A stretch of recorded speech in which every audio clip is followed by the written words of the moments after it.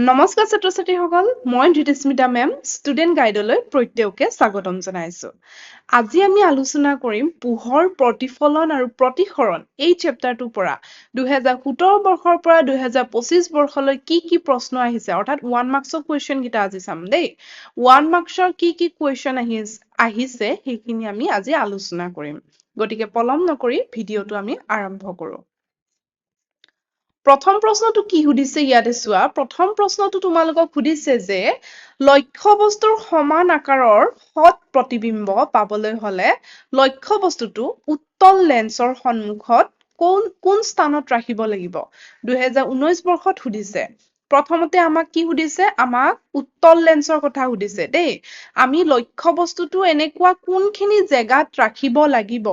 যাৰ বাবে আমি প্ৰতিবিম্বটো একেবাৰে লক্ষ্য বস্তুটোৰ সমান আকাৰত পাম আৰু সৎ পাম সৎ কোনবিলাক যোনবিলাক বস্তু আমি স্ক্ৰীনত দেখা পাওঁ সেইবিলাকক কয় সৎ আৰু যোনবিলাক বস্তু আমি স্ক্ৰীনত দেখা নাপাওঁ সেইবিলাকক কয় অসৎ তো গতিকে এতিয়া ইয়াতে যদি চাও আমি উত্তৰ হ'ব ফকাছ দৈৰ্ঘ্যৰ দুগুণ দূৰত্বত এইটো মই তোমালোকক আঁকি পেলাই দেখাইছো তেতিয়া ভালদৰে বুজি পাবা চোৱা ইয়াতে আছে এয়া আছে ফকাছ দৈৰ্ঘ্য আৰু এয়া হৈছে ফকাছ দৈৰ্ঘ্যৰ দুগুণ দূৰত্ব অৰ্থাৎ টুৱাইচ এফ এতিয়া আমি যদি টুৱাইচ এফত ইয়াতে লক্ষ্য বস্তুটো ৰাখো ধৰি লোৱা এইটো লক্ষ্য বস্তু ওকে লক্ষ্য বস্তু ইয়াতে ৰাখিলো এতিয়া ইয়াৰ পৰা যদি আমি ৰশ্মি চিত্ৰসমূহ অংকন কৰো তেতিয়া কেনেকুৱাকে হ'ব ইয়াৰ পৰা আহিব চিধাই আহি পেলাই ইয়াৰ পৰা কলৈকে যাব ইয়াৰ পৰা এফৰ মাজেৰেকে এনেকে গুচি যাব এইডাল এডাল গ'ল দ্বিতীয়তে আঁকিব লাগিলে কি হ'ব ক'ৰ পৰা যাব ইয়াৰ পৰা ফকাছ দৈৰ্ঘ্যৰ মাজেৰে আহি পেলাই ইয়াতে কি হ'ব এইটো বেন্ড হৈ যাব ইয়াতে বেন্ড হৈ এনেকে যাব এনেকে ইয়াতে যাব ঠিক আছে তো এতিয়া চোৱা আৰু ৰশ্মি চিত্ৰসমূহ আঁকোতে তোমালোকে ইয়াতে এই কাৰ চিন কেইডাল দিবা কোনটো সাইডৰ পৰা কোনটো সাইডে ৰশ্মি সমূহ গৈছে এনেকে কাৰ চিনৰ সহায়ত দেখুৱাব লাগিব নহলে কিন্তু কাটি দিব পৰীক্ষাত তো গতিকে এতিয়া ইয়াতে ক'ত জইন হৈছে জইন হোৱা বিন্দুটোত এনেকে মিলাই দিয়া ইয়াতে মিলাই দিয়া চোৱা ইয়াতে ধৰি লোৱা এইটো আছিলে তোমাৰ লক্ষ্য বস্তু এ বি নামাকৰণ কৰা এ বি আৰু ইয়াতে তোমাৰ যদি নামাকৰণ কৰা কেনেকুৱা হ'ব বি এ আমি উলটা আমি উত্তল লেন্সৰ ক্ষেত্ৰত কি হৈছে এইটো ৰশ্মি চিত্ৰটো মানে যিটো প্ৰতিবিম্ব সেইটো উলুটা দেখা গৈছে ঠিক আছে তো গতিকে এইটো চোৱা লক্ষ্য বস্তু আৰু প্ৰতিবিম্ব একেবাৰে সমান দেখিছেনে সমান আকাৰৰ হৈছে তো গতিকে ইয়াৰে শুদ্ধ উত্তৰটো হ'ব অপচন বি তোমালোকে এইটো ধুনীয়াকে আঁকি লৈ ল'বা আৰু যদি স্ক্ৰীনশ্বট মাৰিব খোজা স্ক্ৰীনশ্বট মাৰি লৈ ল'বা ওকে দ্বিতীয় প্ৰশ্নটো কি আহিছে আমি চাও খুব সৰু আখৰবোৰ পঢ়িবলৈ তুমি কেনে ধৰণৰ লেন্স ব্যৱহাৰ কৰিবা ওকে তো আমি সৰু আখৰবোৰ পঢ়িবলৈ হলে আমি কি লেন্স ব্যৱহাৰ কৰিম উত্তল লেন্স ব্যৱহাৰ কৰিম অবতলটো নহয় উত্তল লেন্স ব্যৱহাৰ কৰিম ঠিক আছে ইয়াতে এটা উত্তৰ পালো উত্তল লেন্স দ্বিতীয়তে ইয়াতে দুটা ফকাছ দৈৰ্ঘ্যও দিয়া আছে কোনটো ফকাছ দৈৰ্ঘ্যৰ উত্তল লেন্স ব্যৱহাৰ কৰিবা চোৱা যিমানে কম ফকাছ দৈৰ্ঘ্যৰ উত্তল লেন্স ব্যৱহাৰ কৰিবা সিমানে তোমাৰ ম্যাগনিফিকেশনটো ভাল হ'ব অৰ্থাৎ অসমীয়াত চাগে বিবৰ্ধন বুলি কয় বিবৰ্ধনটো ভাল হ'ব তাৰ মানে তুমি ডাঙৰকে দেখিবা ভালকে দেখিবা তো গতিকে ইয়াতে কোনটোৰ ফকাছ দৈৰ্ঘ্য কম আছে অপচন বি 5 সেন্টিমিটাৰ ফকাছ দৈৰ্ঘ্যৰ উত্তল লেন্স আমি ব্যৱহাৰ কৰিম তাৰ পাছত এইটো আহিছিলে তোমাৰ 2020 বৰ্ষত দেই তৃতীয় প্ৰশ্নটো চোৱা এইটো প্ৰশ্ন এবাৰ যদি তুমি ভালকে চোৱা 1 নম্বৰ প্ৰশ্নটো যিটো আমি আলোচনা কৰিলো সেইটো আহিছিলে তোমাৰ 2019 বৰ্ষত হুবহু সেই প্ৰশ্নটোৱে একেখিনি তোমাৰ অপচন একেটা প্ৰশ্ন চব গোটেইখিনি একে 2022 বৰ্ষত দি দিছে দেখিছানে কেনেকুৱা কে তোমাৰ মানে কমন আহিছে তো এইটো তোমাৰ কি হ'ব ফকাছ দৈৰ্ঘ্যৰ দুগুণ ফকাছ দৈৰ্ঘ্যৰ দূৰত্বত ৰাখিব লাগিব তাৰ পাছত 4 নম্বৰ প্ৰশ্নটো কি দিছে আমি চাও অবতল দাপোনে গঠিত প্ৰতিবিম্ব কেনেকুৱা হয় অবতল দাপোনে যে প্ৰতিবিম্বসমূহ গঠন কৰে কেনেকুৱা হয় তো গতিকে এইটোৰ কাৰণে মনত ৰাখিবা অবতল দাপোনৰ ক্ষেত্ৰত প্ৰতিবিম্ব সদায় অসৎ হয় আৰু লগতে বিবৰ্ধিত হয় তাৰ মানে ম্যাগনিফিকেশনটো বেছি হয় তাৰ মানে ভাল হয় ডাঙৰ আকাৰত দেখা যায় ঠিক আছে অপচন হ'ব সি আৰু যদি এইটো উত্তল থাকিলে হয় উত্তলৰ ক্ষেত্ৰত কিন্তু সৎ প্ৰতিবিম্ব হয় তাৰ পাছত 5 নম্বৰটো চোৱা কি দিছে কাছৰ প্ৰতিহৰণাংক 1.5 হলে কাছত পোহৰৰ দ্ৰুতি হ'ব চোৱা ইয়াতে আমাক কি দিয়া আছে প্ৰতিহৰণাংক দিয়া আছে প্ৰতিহৰণাংক কিমান কৈছে প্ৰতিহৰণাংক আমাক কৈছে 1.5 ঠিক আছে 1.5 ওকে তো এতিয়া আমাৰ দ্ৰুতি উলিয়াব দিছে দ্ৰুতি আমি ক ভি আমি যিটো এটা ফৰ্মুলা তোমালোকক সূত্ৰ এটা দিয়া আছে কিতাপত v is equal to c by n ভিটোৱে কি বুজায় কাছত পোহৰৰ দ্ৰুতি বুজাব আৰু চিটোৱে কি বুজায় চিটোৱে বুজাব বায়ুত পোহৰৰ দ্ৰুতি বায়ুত শূন্যত পোহৰৰ দ্ৰুতি চিটোৱে বুজাব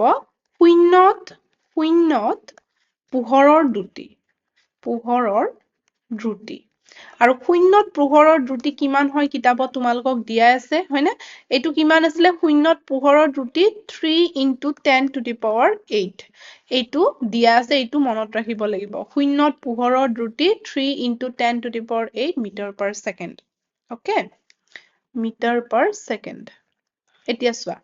এতিয়া এইটোত যদি আমি সূত্ৰটোত বহাবলৈ যাও কেনেকে হ'ব ওপৰত 3 into 10 to the power 8 meter per second আৰু তলত আমাক কি দিয়া আছে তলত আমাক দিয়া আছে কাছৰ প্ৰতিহৰণাংক অৰ্থাৎ এইটো n আমাক কিমান দিয়া আছে 1.5 আমাক n দিয়া আছে এতিয়া তুমি কি কৰিবা তোমালোকে 3 ক 1.5 এৰে ডিভাইড কৰা কিমান ওলাব হৰণ কৰিলে এইটো ওলাব 2 into 10 to the power 8 meter per second. এতিয়া ইয়াতে চোৱা ইয়াতে আছে অপচন A অপচন এটো দিছে 2 into 10 to the power 8 meter per second যিটো আমাৰ শুদ্ধ অপচন এইটো হৈছিলে 2023 বৰ্ষত তাৰ পাছত চোৱা তোমালোকে 6 নম্বৰ প্ৰশ্নটো চোৱা এখন গোলাকাৰ দাপোন আৰু এখন ক্ষীণ গোলাকাৰ লেন্স ইয়াতে কি কৈছে দাপোন আৰু লেন্সৰ কথা কৈছে দেই excuse me ইয়াতে দাপোন কৈছে আৰু কাৰ কথা কৈছে লেন্সৰ কথা কৈছে এইটো স্পেলিংটো ভুল হৈ আছে লেন্সৰ কথা কৈছে দাপোন আৰু লেন্সৰ কথা কৈছে চাবা কৈছে এখন দাপোন গোলাকাৰ দাপোন আৰু এখন গোলাকাৰ লেন্সৰ ফোকাস দৈৰ্ঘ্য 1-15 সেন্টিমিটাৰ কৈছে ইহতৰ প্ৰকৃতি কেনেকুৱা উত্তল হ'ব নে অবতল হ'ব নে দাপোনখন অবতল হ'ব লেন্সখন উত্তল হ'ব নে দাপোনখন উত্তল হ'ব নে লেন্সখন অবতল হ'ব কোনটো হ'ব এই দুটাটো নহয় ইয়াৰে শুদ্ধ উত্তৰ হ'ব দুইখন হ'ব উত্তল কিয়নো তোমালোকে যদি চোৱা ইয়াতে কি আছে ঋণাত্মক চিন এডাল দেখিছানে f is equal -15 centimeter দেখুৱা আছে ইয়াতে হয়নে তো গতিকে তোমালোকে জানিবা যে এই অবতল দাপোন আৰু লেন্সৰ ক্ষেত্ৰত ফোকাস দৈৰ্ঘ্যটো সদায় নিগেটিভ হয় ঋণাত্মক হয় গতিকে ইয়াৰ পৰা আমি ক'ব পাৰো যে দাপোন আৰু লেন্সখন অবতল হ'ব উত্তৰ বি তাৰ পাছত আমি 7 নম্বৰ প্ৰশ্নটো কি দিছে চাও 7 নম্বৰ প্ৰশ্নটোত উলিয়াব দিছে যে এজন লৰাই তেওঁৰ চকুৰ পৰা 17 সেন্টিমিটাৰ দূৰত্বত ৰখা বস্তু দেখা নাপায় কিমান দূৰত্বত দেখা নাপায় 17 সেন্টিমিটাৰ দূৰত্বত থকা বস্তু দেখা নাপায় কিন্তু 40 সেন্টিমিটাৰতকৈ অধিক দূৰত ৰাখিলে দেখা পায় তাৰ মানে ইয়াৰ পৰা কি গম পাইছা যে লৰাজনে ওচৰৰ বস্তু দেখা নাপায় দূৰৰ বস্তু দেখা পায় গতিকে এই বিকাৰটোৰ শুধৰণিৰ কাৰণে তেখেতে বা লৰাটোৱে কি ধৰণৰ লেন্স বা দাপোন যি আছে লেন্স ব্যৱহাৰ কৰিব দাপোন নহয় লেন্স ব্যৱহাৰ কৰিব ঠিক আছে অবতল নে উত্তল চোৱা এতিয়া আমি তাৰ কাৰণে জানিব লাগিব লৰাজনৰ বেমাৰটো কি হৈছে লৰাজনৰ বেমাৰটো হৈছে যে ওচৰৰ বস্তু দেখা নাপায় দূৰৰ বস্তু দেখা পায় এইটো কওঁ আমি হাইপাৰমেট্ৰপিয়া আৰু হাইপাৰমেট্ৰপিয়া বেমাৰটো হলে কি লেন্স পৰিধান কৰিব লাগে উত্তল লেন্স ঠিক আছে আৰু যদি মায়োপিয়া হয় ইয়াৰ উলুটাটো হ'ব মায়োপিয়া যদি ওচৰৰ বস্তু দেখা পায় দূৰৰ বস্তু দেখা নাপায় তেতিয়া সেইটো আছিলে মায়োপিয়া আৰু মায়োপিয়া হলে ল'ৰাজনে কি ব্যৱহাৰ কৰিব লাগিলে হয় অবতল লেন্স তো এইটো আছিলে তাৰ পাছত ৮ নম্বৰ প্ৰশ্নটো চোৱা কি আহিছে ২০২৪ বৰ্ষত আহিছে অবতল দাপোন এখনে গঠন কৰা প্ৰতিবিম্ব অসৎ এইটো জানো আমি অবতল দাপোনৰ প্ৰতিবিম্ব অসৎ হয় থিয় হয় আৰু লক্ষ্য বস্তুতকৈ ডাঙৰ হয় কি কৈছে লক্ষ্য বস্তুতকৈ ডাঙৰ হয় তিনিটা বস্তু ইয়াতে দিয়া আছে এতিয়াই আমাক সুধিছে যে লক্ষ্য বস্তুৰ অৱস্থান কি হব যে যদি অবতল দাপোন এখনত কি হয় প্ৰতিবিম্বটো যদি অসৎ থিয় আৰু লক্ষ্য বস্তুতকৈ ডাঙৰকৈ গঠন হব লাগে তেনেহলে আমি লক্ষ্য বস্তুটো কোনখিনি জেগাত ৰাখিব লাগিব তাৰ কাৰণে আমি এইটো আঁকি পেলাই চাব লাগিব তোমালোকে এনেকুৱা ধৰণৰ হেৰিবোৰ সদায় আঁকি চাবা দেই প্ৰথমতে আমি এনেকে এটা আঁকি লৈছো তাৰ পাছত ইয়াতে আমি দাপোনখন আঁকিম দাপোনখন কি দাপোন অবতল দাপোন এইখন অবতল দাপোন অকণমান বেকা হৈ থাকিলে এইখন অবতল দাপোন এতিয়া আমি লক্ষ্য বস্তুটো ক'ত ল'ব লাগিব এইখিনি হৈছে ফোকাস দৈৰ্ঘ্য এইখিনি 2SF ঠিক আছে নাইবা আমি C বুলিও কওঁ চেণ্টাৰ অফ কাৰ্ভেচাৰ এতিয়া চোৱা এইটোত যদি চোৱা উত্তৰটো হ'ব যে মেৰু আৰু ফোকাস দৈৰ্ঘ্যৰ মাজত ৰাখিব লাগিব দাপোনখনৰ মেৰু আৰু ফোকাস দৈৰ্ঘ্যৰ মাজত ৰাখিব লাগিব চাবা এইটো হৈছে ফোকাস দৈৰ্ঘ্য আৰু এইটো হৈছে দাপোনৰ মেৰু মই এটা বেলেগ কালাৰ ইউজ কৰিছো এইটো হৈছে মেৰু ওকে ধৰি লোৱা এইটো মই O বুলি লিখিছো এতিয়া ইয়াৰে যদি মাজত মই ৰশ্মি লক্ষ্য বস্তুটো লওঁ ধৰি লোৱা এইটো লক্ষ্য বস্তুটো আমি ক'ত ৰাখিম ফোকাস দৈৰ্ঘ্য আৰু দাপোনৰ মেৰুৰ মাজত ৰাখিছো এতিয়া ইয়াৰ পৰা তুমি চিত্ৰখিনি আঁকাচোন ৰশ্মি চিত্ৰখিনি আঁকা কেনেকুৱাকে পাবা প্ৰথমতে যদি চোৱা এনেকে আহিব এনেকে আহি ইয়াতে খুন্দা লাগিব ওকে খুন্দা লাগি কোন পিনে যাব খুন্দা লাগি পেলাই এনেকে উভতি যাব ঠিক আছে তাৰ পাছত নেক্সটটো চোৱা নেক্সট ক'ৰ পৰা যাব 2SF চেণ্টাৰ অফ কাৰ্ভেচাৰৰ মাজেৰে এনেকে যাব গৈ পেলাই ক'লৈ যাব এইখিনিলৈকে যাব এতিয়া আমি ৰশ্মি চিত্ৰটো প্ৰতিবিম্বটো কোন পিনে গঠন হ'ব প্ৰতিবিম্ব গঠন হ'ব এইটো সাইডে এইখিনি এনেকে আগবঢ়াই আনি এনেকে ক'ত জইন লাগিছে ইপিনে দাপোনৰ পিছপিনে আৰু জইন লগা জেগাখিনিত এইখিনি দীঘলকে টানি দিয়া এয়া দেখিছেনে এইটো হ'ব প্ৰতিবিম্ব এতিয়া চোৱা প্ৰতিবিম্বটো যদি তোমালোকে ভালদৰে চোৱা এইটো কি আছিলে এইটো থিয় অৰ্থাৎ উলুটা নাই হোৱা আগতে যেনেকে আমি উলুটা প্ৰতিবিম্ব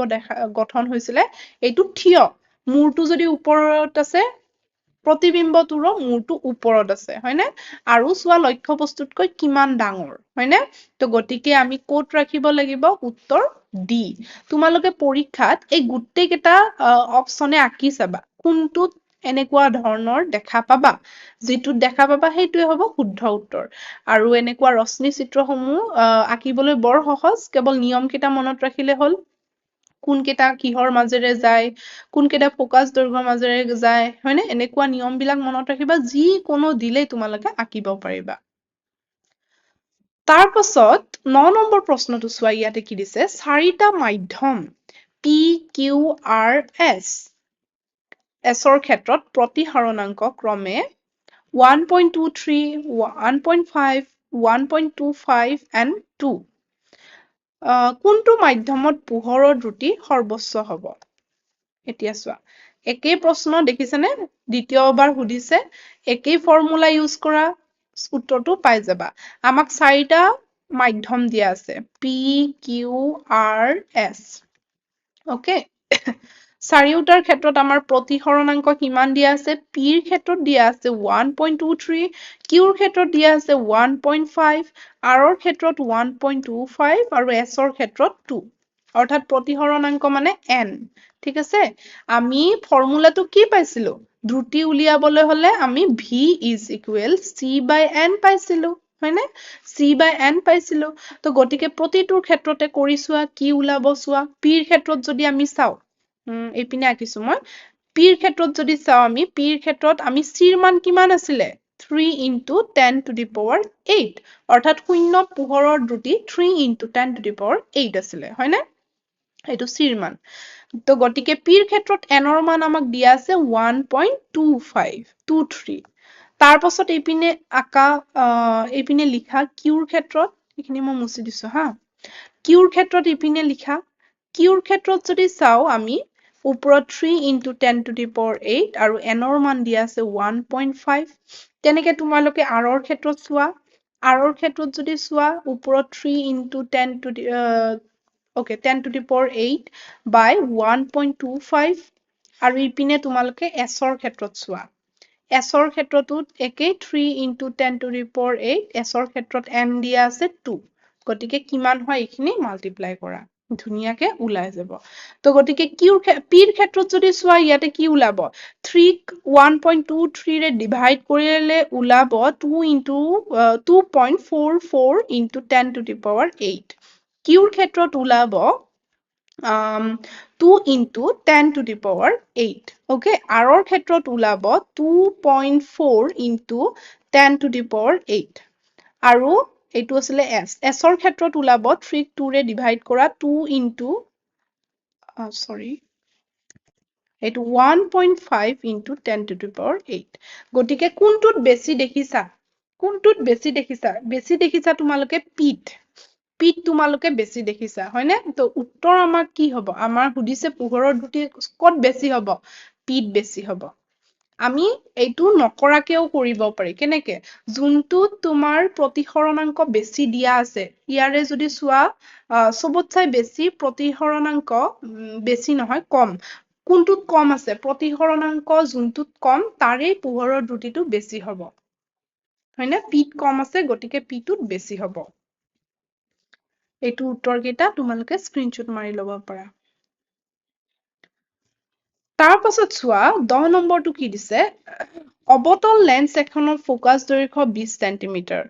লেন্সখনৰ ক্ষমতা কিমান হ'ব এতিয়া আমাক ক্ষমতা উলিয়াব দিছে 2025 বৰ্ষত আহিছে দেই এতিয়া চোৱা অবতল লেন্স এখনৰ ফোকাস দৈৰ্ঘ্য কিমান দিছে f is equal 20 সেন্টিমিটাৰ তো এইটোক সেন্টিমিটাৰৰ পৰা মিটাৰলৈ নিলে আমাৰ কিমান হ'ব 0.2 মিটাৰ এতিয়া মনত ৰাখিবা অবতল লেন্সৰ ক্ষেত্ৰত ফোকাস দৈৰ্ঘ্য কি হয় নিগেটিভ হয় ঋণাত্মক হয় তো গতিকে ইয়াতে ফোকাস দৈৰ্ঘ্য কিমান হ'ব -0.2 মিটাৰ এতিয়া আমাক ক্ষমতা উলিয়াবলৈ দিছে তো ক্ষমতা উলিওৱা সূত্ৰটো কি আছিলে ক্ষমতা উলিওৱা সূত্ৰটো আছিলে P is equal 1 by F তো গতিকে আমাক F দিয়া আছে 1 by -0.2 মিটাৰ এইটো মাল্টিপ্লাই কৰা কিমান ওলাব সৰি ডিভাইড কৰা এইটো ডিভাইড কৰিলে ওলাব ইয়াতে -5 ডায়োপ্টাৰ ইয়াতে উত্তৰ কোনটো আছে চোৱা -5 ডায়োপ্টাৰ আছিলে অপচন এ চোৱা কিমান সহজ প্ৰশ্ন দিছে খালি তোমালোকে এই কোনটোৰ ক্ষেত্ৰত নিগেটিভ কোনটোৰ ক্ষেত্ৰত পজিটিভ এইখিনি বস্তু মনত ৰাখিবা দেই তাৰ পাছত চোৱা এজন লৰাই 10 সেন্টিমিটাৰ ফোকাস দৈৰ্ঘ্যৰ অবতল দাপোনেৰে এইবাৰ দাপোনৰ কথা সুধিছে দেই এটা অনুশীলন কৰিছে তেওঁ এটা লক্ষ্য বস্তু দাপোনৰ পৰা 15 সেন্টিমিটাৰ দূৰত্বত ৰাখিলে প্ৰতিবিম্ব কোট গঠন হ'ব এইটোত চোৱা আমাক কি দিয়া আছে প্ৰথমতে আমাক দিয়াই থকাখিনি চাও আমাক দিয়া আছে ইয়াতে লক্ষ্য বস্তুৰ দূৰত্ব দিয়া আছে লক্ষ্য বস্তুৰ দূৰত্ব কিমান দিয়া আছে লক্ষ্য বস্তুৰ দূৰত্ব 15 সেন্টিমিটাৰ তাৰ পাছত ফোকাস দৈৰ্ঘ্য দিয়া আছে ফোকাস দৈৰ্ঘ্য কিমান দিয়া আছে 10 সেন্টিমিটাৰ দিয়া আছে এই দুটা বস্তু দিয়া আছে এতিয়া আমাক উলিয়াব দিছে প্ৰতিবিম্ব কোট গঠন হ'ব ঠিক আছে এতিয়া আমি